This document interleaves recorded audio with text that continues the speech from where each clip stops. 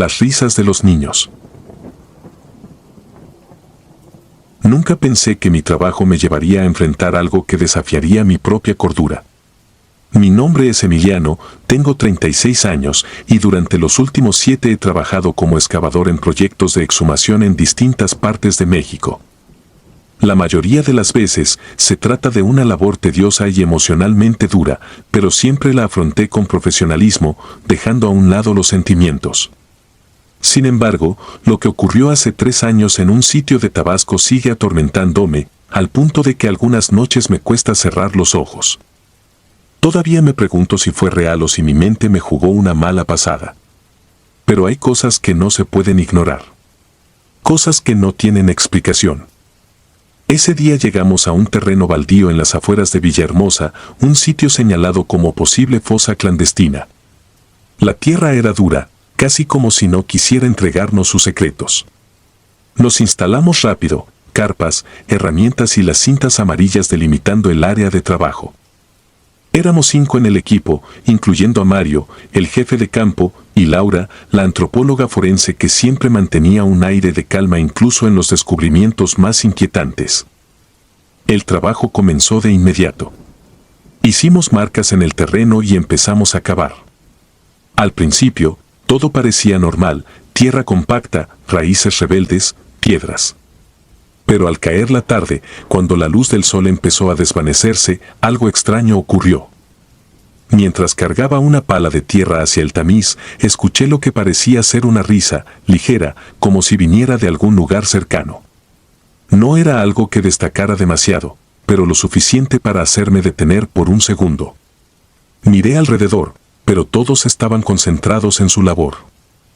Pensé que tal vez era un ruido de los niños de las casas cercanas y seguí trabajando. La noche llegó, y con ella, el silencio habitual de los sitios en los que trabajamos. No había más que el sonido metálico de las herramientas golpeando el suelo y el murmullo del viento entre los árboles. Fue entonces cuando lo volví a oír. Esa risa. Esta vez parecía venir de algún lugar más definido, como detrás de nosotros, cerca del borde de la zona delimitada. Era un sonido breve, como un pequeño estallido de alegría, pero en ese contexto, en medio de un trabajo como ese, sonaba completamente fuera de lugar. Decidí no mencionar nada a los demás. Quizá era el cansancio o mi mente tratando de distraerse. Pero la risa no se detuvo. Se escuchaba en intervalos, como si alguien estuviera jugando. No era constante, pero aparecía lo suficiente para que varios del equipo comenzaran a notarla. Laura fue la primera en decir algo al respecto. ¿Alguien más escucha eso? Mario, siempre el escéptico, lo atribuyó a los ruidos del entorno. Sin embargo, todos sabíamos que no había niños cerca. Era un terreno aislado, rodeado de matorrales y árboles. Las casas más cercanas estaban a más de 1 kilómetro. Al día siguiente, el hallazgo fue perturbador. Al excavar más profundamente, encontramos los primeros restos. Eran pequeños. Demasiado pequeños. Cráneos diminutos y huesos frágiles que parecían deshacerse con el más leve contacto. Estaban organizados en fila, cuidadosamente alineados, como si alguien los hubiera puesto ahí deliberadamente. El ambiente se volvió pesado. Nadie dijo nada mientras trabajábamos. Laura, con su experiencia, trataba de mantener la compostura, pero sus manos temblaban ligeramente mientras tomaba notas. Esa noche decidimos quedarnos más tiempo, iluminando el sitio con lámparas portátiles. La risa volvió, pero ahora era más clara. Era infantil, inocente, pero en ese contexto adquiría un tono inquietante. Parecía venir de todas partes y de ninguna al mismo tiempo. Mario intentó ignorarla, enfocándose en la tarea, pero no podíamos negar lo evidente. Cada uno de nosotros estaba escuchándola. Nadie quería ser el primero en admitirlo, como si reconocerlo nos hiciera vulnerables a algo que no entendíamos.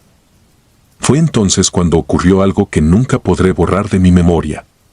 Mientras levantábamos los restos para colocarlos en bolsas especiales, una pelota apareció rodando entre nuestras herramientas. Era una pelota de goma, vieja, de esas que los niños suelen usar para jugar en las calles. Se detuvo justo frente a nosotros, como si alguien la hubiera lanzado. Todos nos quedamos paralizados, mirando el objeto. Nadie se movió durante lo que parecieron minutos enteros. Sabíamos que ninguno de nosotros la había llevado. No había forma de que estuviera ahí.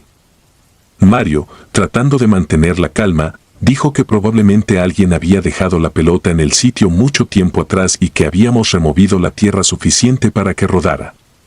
Pero su explicación no convenció a nadie. La pelota no estaba cubierta de polvo ni tierra, y su estado parecía demasiado bueno para haber estado enterrada. Laura se inclinó para recogerla, pero cuando la tocó, la dejó caer de inmediato como si estuviera quemando. «Está fría», dijo, mirando sus manos con incredulidad. Esa noche, decidimos irnos antes de lo planeado. No hubo votación ni discusión. Simplemente recogimos nuestras cosas y nos fuimos.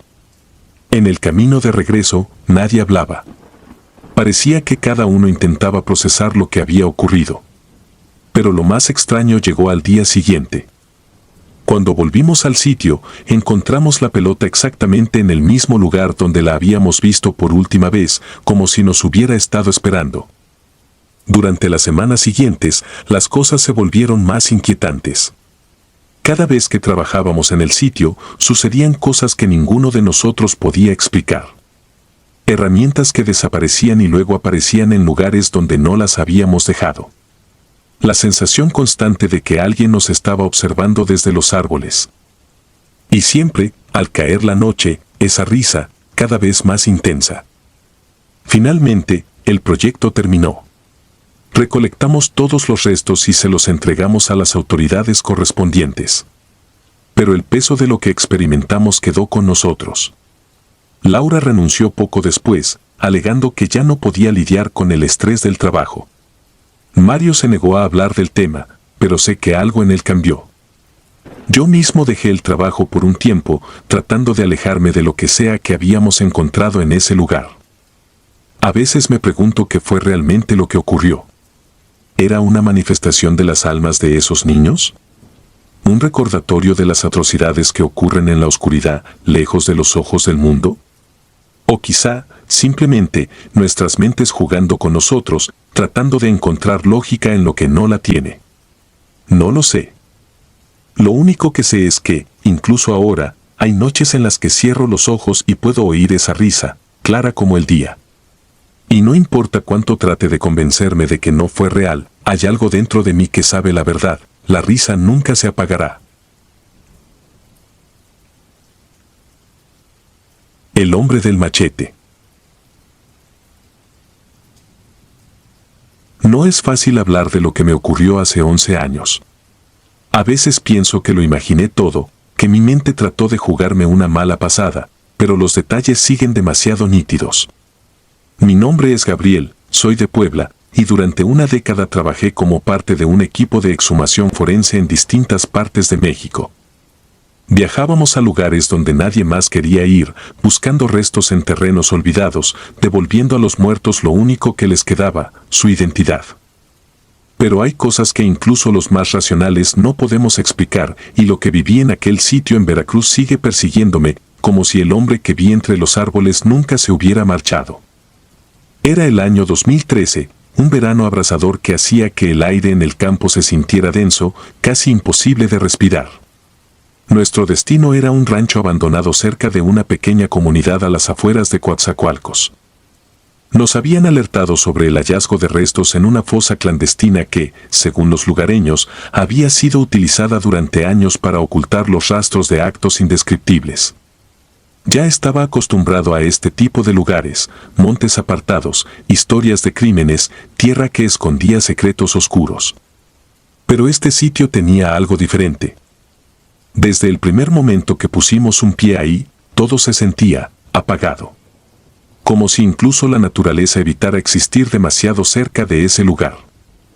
El rancho en sí era un cascarón olvidado, apenas unas paredes de adobe que se desmoronaban con el tiempo. Había un pozo seco y un árbol de mango cuya copa parecía inclinarse hacia el suelo, como si estuviera cansado de estar ahí. Según nos contaron, ese rancho había pertenecido a un campesino llamado Mateo Roldán, un hombre que trabajaba la tierra y al que acusaron de un asesinato que probablemente nunca cometió. Dicen que los mismos habitantes del pueblo lo entregaron a quienes lo torturaron y ejecutaron justo allí, en su propio terreno. Desde entonces, nadie quería acercarse al rancho. Había rumores de maldiciones, de cosas que pasaban a quienes intentaban quedarse mucho tiempo. Yo nunca fui de creer en historias de fantasmas ni maldiciones. El trabajo era lo que importaba, y no había tiempo para supersticiones. Sin embargo, algo en ese lugar me hizo sentir una incomodidad que no podía explicar.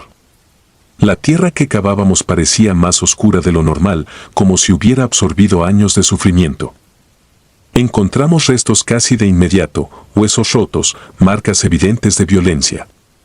Para nosotros, no era raro hallar cosas así, pero había algo en la forma en que los cuerpos estaban enterrados, amontonados sin ningún cuidado, que hacía que todos trabajáramos en silencio. El primer día, mientras examinábamos la zona, levanté la vista y lo vi. Un hombre de pie, entre los árboles que rodeaban el rancho. Era alto, delgado, y llevaba lo que parecía un sombrero viejo, de ala ancha, que hacía sombra sobre su rostro. En su mano sostenía un machete largo, oxidado, con la hoja inclinada hacia el suelo. No se movía, no hacía ningún ruido, pero era imposible no notar su presencia. Pensé que era alguien del pueblo, tal vez un curioso que había venido a espiar lo que hacíamos. Cuando lo señalé, uno de mis compañeros dijo que no veía nada.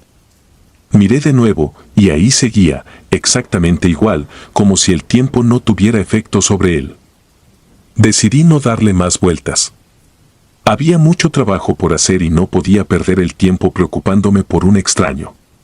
Pero esa noche, al terminar la jornada y mientras ordenábamos nuestras herramientas, volví a notar algo. Las huellas en la tierra alrededor del sitio de trabajo eran las nuestras, claramente reconocibles. Pero, justo en el límite del claro, había marcas profundas, como si alguien hubiera estado parado ahí durante horas, sin moverse. Al segundo día, la sensación de incomodidad creció. Mientras desenterrábamos una nueva sección de la fosa, descubrimos algo peculiar, un machete oxidado, enterrado entre los restos. Era viejo, la hoja estaba corroída, pero su diseño era idéntico al que llevaba el hombre que había visto entre los árboles. Nadie más parecía conectar ambas cosas, pero yo no podía ignorarlo. Levanté el machete con cuidado y lo dejé junto a las herramientas.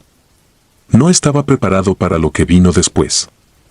Esa noche, mientras revisábamos los registros del día, comencé a escuchar pasos. No cerca, sino a una distancia que era imposible ubicar. Al principio pensé que eran los del equipo moviéndose en la tienda, pero cuando todos se sentaron, los pasos continuaron. Era un ritmo constante, pesado, como si alguien caminara alrededor del rancho, marcando su territorio. No le dije nada a nadie, no quería parecer paranoico, pero apenas pude dormir esa noche. Los pasos no se detuvieron hasta el amanecer. En los días siguientes, las cosas se volvieron más extrañas. Las herramientas comenzaban a aparecer en lugares donde no las habíamos dejado, como si alguien las moviera durante la noche. La tierra que cavábamos parecía volverse más difícil, como si resistiera que la removiéramos. Y siempre estaba esa sensación, esa certeza de que algo o alguien nos estaba observando desde la distancia. El hombre volvió a aparecer al tercer día. Esta vez más cerca, parado junto al viejo pozo seco. Seguía inmóvil, con el machete en la mano. Ya no podía convencerme de que era un curioso. Había algo en él, en la forma en que no interactuaba con el mundo, que me hizo sentir que no era como nosotros. Pero no dije nada. No quería alarmar al equipo ni perder mi propio control. La última noche, mientras guardábamos los restos en bolsas para su traslado, ocurrió algo que ninguno de nosotros pudo explicar. Estábamos terminando de embalar cuando escuchamos un golpe seco, como si algo pesado hubiera caído cerca de nosotros. Al voltear, el machete que habíamos encontrado durante la excavación estaba tirado en medio de la fosa. Lo habíamos dejado junto a las herramientas, lejos de donde trabajábamos, y nadie lo había movido. Al día siguiente, abandonamos el rancho. Era una sensación de alivio, pero también de incertidumbre, como si dejáramos algo inconcluso. Durante semanas después de aquel trabajo, comencé a notar cosas extrañas en mi vida cotidiana. Cada vez que caminaba solo, tenía la sensación de que alguien estaba detrás de mí. Llegué a girarme rápidamente en más de una ocasión, esperando ver a alguien, pero nunca había nada. Sin embargo, lo más aterrador ocurrió meses después. Una tarde, mientras limpiaba el equipo que usábamos en las excavaciones, encontré el machete. No sé cómo llegó ahí.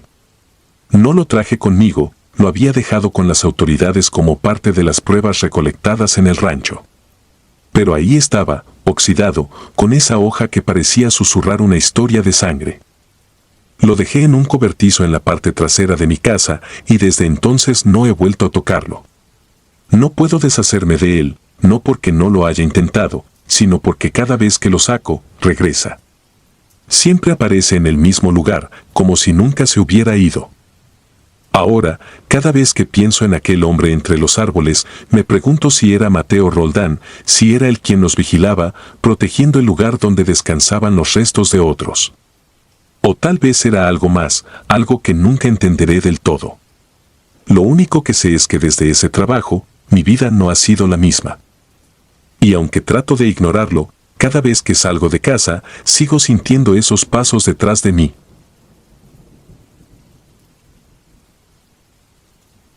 El grito enterrado.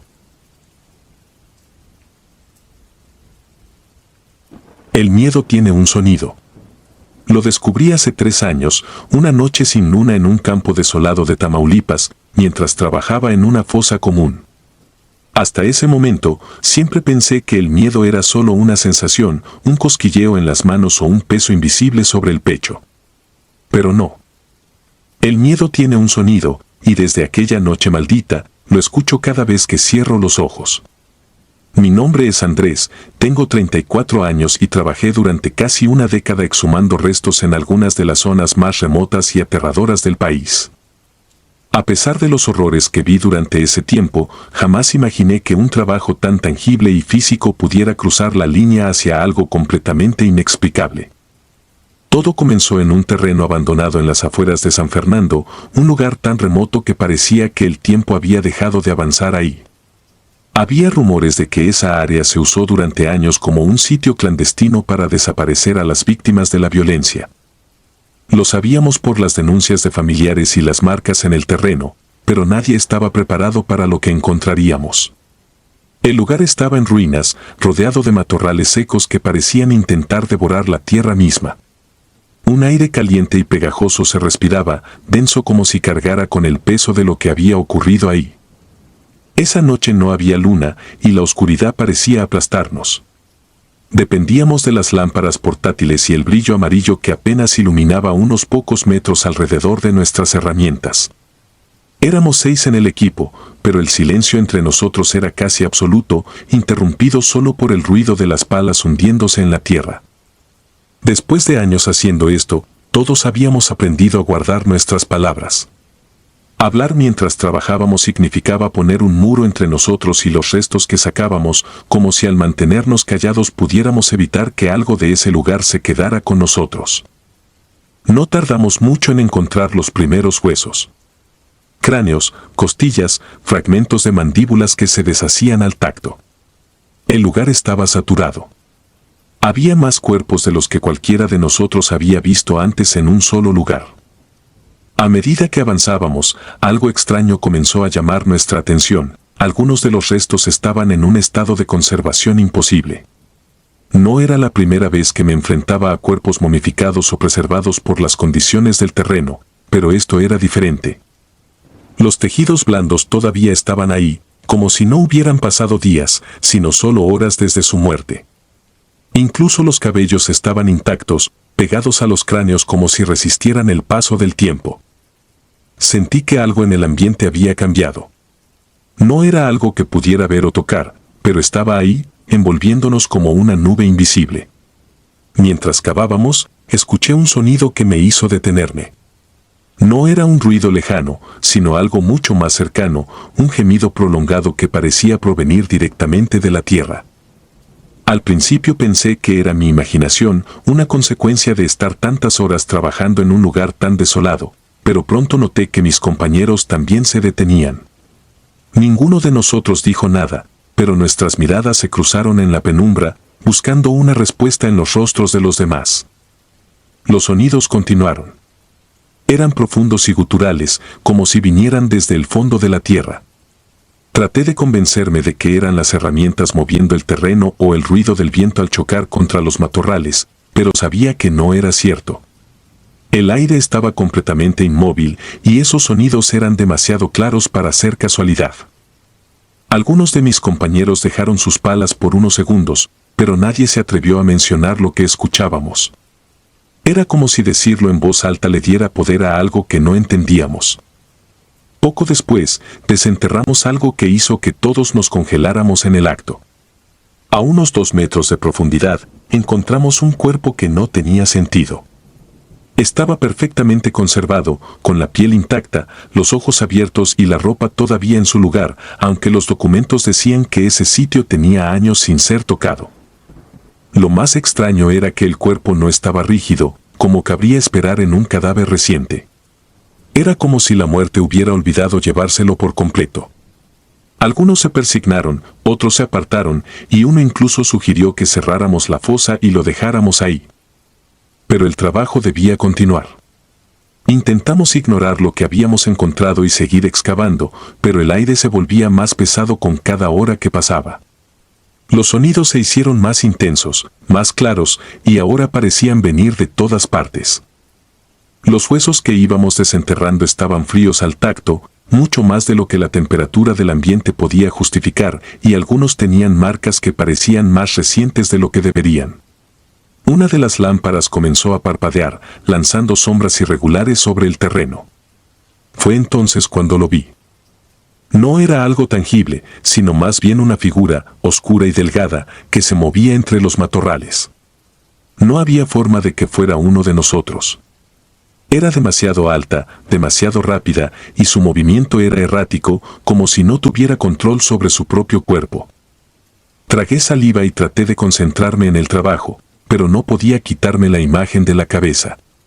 La figura parecía observarnos, acecharnos desde los bordes de nuestra luz, y cada vez que parpadeaba, parecía estar más cerca. Esa noche, los sonidos no se detuvieron ni cuando dejamos las herramientas y nos preparamos para irnos. Incluso en el campamento, a unos pocos cientos de metros de la fosa, algo seguía presente. No era posible descansar. Sentía como si cada sonido, cada crujido en el suelo o movimiento en las ramas, estuviera siendo dirigido hacia nosotros. Los perros que habíamos visto en el pueblo ladraban en la distancia, pero de forma errática, como si algo los estuviera perturbando. Al día siguiente, algunos de mis compañeros se negaron a volver a la fosa. Los más veteranos decidieron quedarse en el campamento, fingiendo estar ocupados con el inventario del equipo. Solo 3 de nosotros regresamos al sitio. Cuando llegamos, nos dimos cuenta de que las cosas no estaban como las habíamos dejado. Las herramientas estaban esparcidas, como si alguien las hubiera tirado. Los restos que habíamos cubierto la noche anterior ahora estaban expuestos, como si algo los hubiera desenterrado nuevamente. La tierra alrededor de la fosa tenía marcas, como si muchas manos la hubieran tocado durante la noche. El cuerpo que habíamos encontrado perfectamente conservado había desaparecido. Lo que ocurrió después todavía me cuesta entenderlo.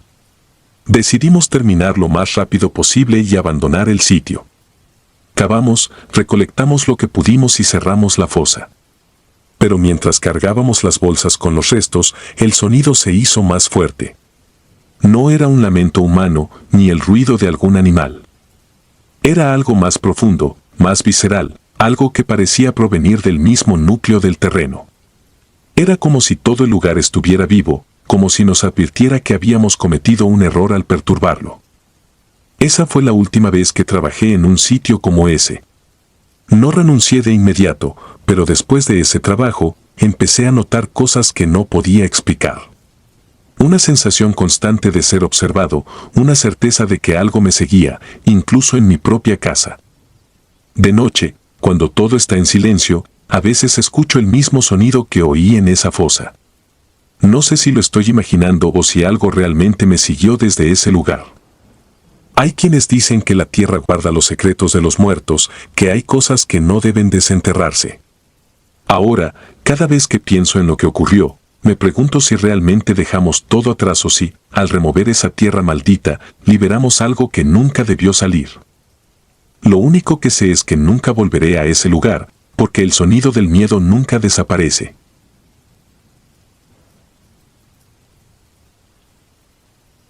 La niña de la flor. Hay momentos en la vida que te cambian para siempre. No importa cuánto intentes olvidarlos, están ahí, en tu memoria, regresando en el momento menos esperado. Para mí, ese momento ocurrió en 2009, en una excavación cerca de un pequeño panteón en Michoacán. Mi nombre es Mauricio, tenía 30 años entonces y llevaba 5 trabajando en un equipo forense especializado en localizar fosas clandestinas. Estaba acostumbrado a ver cosas horribles, a encontrar restos humanos en las condiciones más perturbadoras, pero nunca me preparé para lo que viví aquel día. Desde entonces, mi vida no ha vuelto a ser la misma. Todo comenzó como cualquier otro trabajo. El sitio era un terreno baldío, apenas separado del panteón por una verja oxidada y una hilera de árboles raquíticos. Había rumores de que ahí se encontraban varias víctimas de desapariciones forzadas y se nos pidió excavar en un área específica cerca de una vieja cruz de piedra que, según los lugareños, había sido testigo de demasiados entierros clandestinos. El lugar tenía un aire extraño, como si el tiempo hubiera dejado de avanzar. Las flores que crecían junto a las tumbas del panteón estaban secas, pero aún mantenían sus colores, como si la vida se hubiera detenido justo antes de marchitarlas por completo. Lo noté, pero no le di importancia. Estaba demasiado concentrado en mi trabajo. Comenzamos a cavar temprano por la mañana y no tardamos en encontrar los primeros restos. Fragmentos de huesos que habían estado enterrados durante años. Nada fuera de lo común para nosotros. Pero después de un par de horas, mi pala golpeó algo más pequeño. Fue un cráneo diminuto, como el de un niño. Al levantarlo con cuidado, noté que estaba demasiado limpio, como si hubiera estado protegido de la tierra que lo rodeaba. Mis compañeros también lo vieron, pero nadie dijo nada. Era parte del trabajo, y todos sabíamos lo que podía implicar encontrar restos de un niño. Lo que me llamó la atención fue lo que había justo debajo del cráneo. Al mover un poco más de tierra, apareció un dibujo. Era una flor, claramente formada con ceniza. Las líneas eran perfectas, trazadas con precisión, como si alguien hubiera dedicado tiempo a hacerla. Me quedé mirándola, intentando entender por qué alguien haría algo así. Era un detalle extraño, inquietante. Nadie más pareció prestarle demasiada atención, pero yo no podía dejar de pensar en ella. ¿Quién la había hecho? ¿Por qué estaba ahí? La jornada terminó al atardecer. Cargamos los restos en las bolsas y guardamos las herramientas, dejando el sitio parcialmente excavado para continuar al día siguiente. Esa noche me fui al pequeño hotel donde nos estábamos hospedando, esperando dormir como de costumbre. Pero el sueño no fue tranquilo. Soñé con una niña. Tenía el cabello largo y oscuro, pero sus ojos estaban vacíos, como si no tuviera pupilas. Estaba de pie frente a mí, sosteniendo una flor en la mano. La flor era idéntica al dibujo de ceniza que había encontrado en la fosa, pero marchita, como si se estuviera muriendo lentamente. La niña no decía nada, no se movía, pero su presencia me llenaba de un peso indescriptible, como si intentara decirme algo que yo no podía entender. Desperté de golpe, con el corazón acelerado y una sensación de inquietud que no podía sacudirme. Traté de racionalizarlo. Había visto demasiadas cosas durante el día y mi mente estaba procesándolas de la única manera que sabía. Pero algo no se sentía bien. Había algo en la forma en que la niña me miraba, algo que no podía borrar de mi mente. Al día siguiente regresamos al sitio para continuar la excavación. Todo parecía normal hasta que noté algo extraño junto a mis herramientas. Había una flor marchita ahí, tirada en el suelo. Era imposible. Yo no la había llevado y estaba seguro de que nadie más en el equipo la había dejado ahí. La levanté con cuidado, sintiendo como los pétalos secos se deshacían al tacto, y la guardé en uno de mis bolsillos sin decir nada a los demás. No quería parecer paranoico, pero algo en mi interior sabía que no era una coincidencia. La excavación continuó y a medida que cavábamos más profundamente, encontramos más restos. Cada vez que desenterrábamos algo nuevo, la misma sensación extraña me invadía, como si alguien estuviera observándonos desde algún lugar. Esa noche, el sueño regresó. La misma niña, la misma flor. Esta vez, sin embargo, la flor estaba completamente seca, al borde de deshacerse. La niña la sostenía con ambas manos, y su expresión, aunque vacía, parecía cargada de una especie de tristeza que no podía explicar. No pude dormir después de eso. Al tercer día, algo ocurrió que hizo que mi incomodidad se transformara en miedo. Mientras revisábamos el área que habíamos excavado el día anterior, noté que el dibujo de la flor de ceniza había vuelto a aparecer exactamente en el mismo lugar. Era imposible. La tierra había sido removida por completo, y yo mismo la había cubierto la tarde anterior. Pero ahí estaba, como si alguien la hubiera trazado nuevamente mientras dormíamos. Se lo mostré a uno de mis compañeros, pero me miró con indiferencia, como si no fuera algo importante. Sin embargo, yo sabía que no era normal. Algo estaba ocurriendo en ese lugar, algo que ninguno de nosotros entendía. Cuando terminamos el trabajo y dejamos el sitio, pensé que las cosas volverían a la normalidad. Me equivoqué. Desde ese momento, cada vez que trabajaba en una nueva excavación, encontraba una flor marchita cerca de mis herramientas. A veces estaba en el suelo, otras veces sobre mi equipo. Siempre era la misma flor, pequeña, con pétalos secos que parecían haber sido arrancados de una planta muerta hacía días. Mis compañeros comenzaron a bromear sobre ello, diciendo que tal vez era mi amuleto de la suerte, pero yo sabía que no era una coincidencia. Los sueños continuaron. La niña aparecía cada vez con más frecuencia, siempre sosteniendo la flor, siempre mirándome con esos ojos vacíos. A veces estaba más cerca, como si quisiera darme algo, pero nunca se movía, nunca hablaba. Empecé a sentirme perseguido, como si su presencia estuviera atada a mí de alguna manera. Incluso en mi tiempo libre, fuera del trabajo, encontraba flores marchitas en lugares donde no deberían estar, en mi auto, en mi casa, incluso en mi ropa. No sabía cómo llegaban ahí, pero estaban presentes, recordándome que no podía escapar de lo que había ocurrido en Michoacán. No he vuelto a ese lugar desde entonces, pero la niña y sus flores no me han dejado. A veces, cuando estoy solo, siento que algo me acompaña, como si estuviera esperando el momento adecuado para revelarse. No sé qué significa todo esto, ni por qué me eligió a mí. Pero una cosa es segura, donde quiera que vaya, las flores siempre están ahí, marchitas y persistentes, como un recordatorio de que algunos secretos nunca pueden ser enterrados por completo. El ritual de las cenizas. Si algo aprendí después de casi 10 años trabajando como exhumador forense, es que no todos los cuerpos quieren ser encontrados. He trabajado en fosas clandestinas por todo el país, lugares donde la tierra guarda secretos que nadie debería descubrir. Pero hay sitios que son diferentes, donde el trabajo no es solo remover tierra, sino enfrentarse a algo que no pertenece a este mundo. En 2018, en un terreno remoto de Sonora, me enfrenté a uno de esos lugares. A veces me pregunto si debimos habernos detenido ese día, si debimos haber dejado el círculo intacto. Pero no lo hicimos.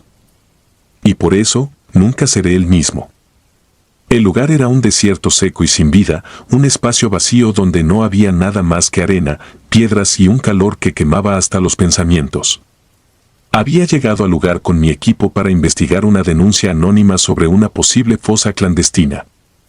Los rumores decían que en ese terreno, utilizado hace décadas como un rancho, se habían cometido atrocidades. Nadie en el pueblo cercano hablaba mucho al respecto. Era como si todo el mundo evitara recordar lo que había ocurrido ahí. Llegamos temprano en la mañana. El terreno parecía completamente inofensivo, un espacio plano, polvoriento, como cualquier otro en el norte del país. Nada más bajar del vehículo, noté que el silencio era absoluto.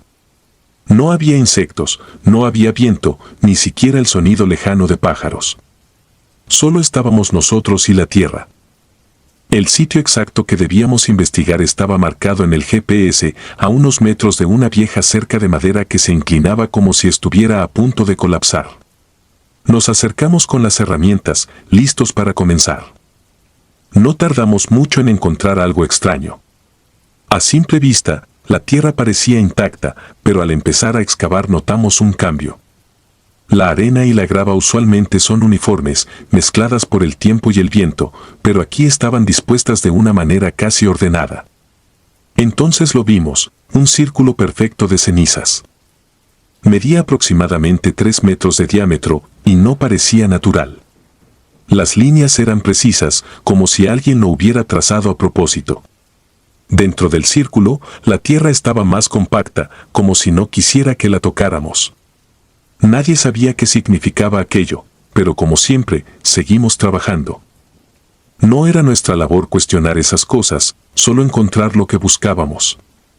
A medida que cavábamos, el aire parecía volverse más denso, más pesado. Era como si cada palada de tierra nos costara el doble de esfuerzo. Después de unas horas, encontramos los primeros restos. Estaban enterrados de forma desordenada, cuerpos amontonados sin cuidado alguno. Pero algo no estaba bien. La descomposición no seguía un patrón lógico. Algunos huesos estaban casi desintegrados, como si llevaran décadas ahí, mientras que otros parecían recientes, demasiado recientes para un lugar que había estado abandonado durante años. Además, todos los cuerpos que sacamos estaban dentro del círculo. Nada afuera, solo adentro. Eso nos desconcertó. La jornada se alargó hasta el atardecer. Decidimos acampar cerca para continuar al día siguiente. Mientras guardábamos el equipo, uno de los miembros del equipo, Ramiro, dijo que se quedaría un rato más. Era común que alguien quisiera revisar sus notas o terminar algún detalle pendiente, así que no le dimos importancia. Montamos las tiendas de campaña a unos 100 metros del sitio, encendimos una fogata pequeña y nos preparamos para descansar. La noche cayó rápidamente y con ella llegó una sensación de inquietud que no podía explicar. Por alguna razón, nadie hablaba, como si el lugar nos estuviera robando las palabras. Pasaron las horas y Ramiro no regresaba. Pensamos que se había distraído, así que uno de nosotros fue a buscarlo. Volvió al campamento unos minutos después, pálido, diciendo que no lo había encontrado. Decidimos ir todos juntos al sitio para buscarlo. Cuando llegamos, no había rastro de él. Su pala y su mochila seguían junto al círculo de cenizas, pero Ramiro no estaba. Gritamos su nombre, revisamos los alrededores con nuestras linternas, pero era como si se lo hubiera tragado la tierra. No pudimos dormir esa noche. Nos quedamos alrededor de la fogata, en silencio, esperando a que regresara. Pero la sensación de que algo nos estaba observando se volvió casi insoportable. Nadie lo dijo en voz alta, pero todos lo sentíamos. Había algo allí con nosotros. Algo que no podíamos ver, pero que estaba presente. Cada vez que miraba hacia el círculo, parecía que las sombras dentro de él se movían, aunque la luz de la luna era tenue y las linternas permanecían apagadas. Al amanecer, lo encontramos. Ramiro estaba de pie, en medio del círculo de cenizas. Estaba completamente inmóvil, mirando al suelo, con los brazos colgando a sus costados. Su ropa estaba sucia, pero no parecía herido. Lo llamamos, nos acercamos lentamente, pero no respondía. Cuando finalmente nos pusimos frente a él, notamos algo aún más perturbador, sus ojos. Estaban abiertos, pero vacíos, como si no hubiera nadie adentro. Era como si la persona que conocíamos ya no estuviera ahí. Lo llevamos de regreso al campamento, pero nunca dijo una sola palabra. Parecía desorientado, confundido, como si no recordara nada de lo que había pasado. Intentamos preguntarle qué había ocurrido, pero no hubo respuesta. Esa tarde, decidimos abandonar el sitio. No podíamos seguir trabajando bajo esas circunstancias. Dejamos las herramientas y los restos en manos de las autoridades locales y todos regresamos a casa tratando de olvidar lo que había ocurrido. Pero para mí, no terminó ahí. Desde ese día, Ramiro nunca volvió a hablar. Se aisló por completo, dejó el trabajo y desapareció de nuestras vidas. A veces me pregunto si el círculo le quitó algo, si le arrebató su esencia, su alma o lo que fuera que lo hacía humano. Pero lo que más me atormenta es que, en las semanas siguientes, comencé a ver cosas que no podía explicar. Cada noche, cuando cierro los ojos, veo el círculo. Lo veo tan claro como lo vi aquel día, con sus líneas perfectas y su tierra compacta. A veces, siento que estoy parado en su centro, como Ramiro, incapaz de moverme, con una oscuridad que me envuelve por completo. Otras veces, escucho pasos a mi alrededor, pero no hay nadie allí. Incluso ahora, mientras escribo esto, tengo la sensación de que algo me observa desde las sombras, algo que se llevó a Ramiro y que sigue esperando por mí. No sé qué fue lo que encontramos en aquel lugar. No sé si fue un ritual, una maldición, o simplemente algo que nunca debimos tocar. Pero sé que ese círculo no era natural. Era una advertencia, un límite que nunca debimos cruzar. Y aunque dejé ese trabajo hace años, sé que jamás podré escapar de lo que despertamos en ese desierto. Si disfrutas de los relatos, te invitamos a apoyarnos con un like y un comentario, ya que eso nos ayuda muchísimo. Además, si aún no estás suscrito o suscrita, te animamos a formar parte de la comunidad del terror. Muchas gracias por escucharnos y por tu apoyo.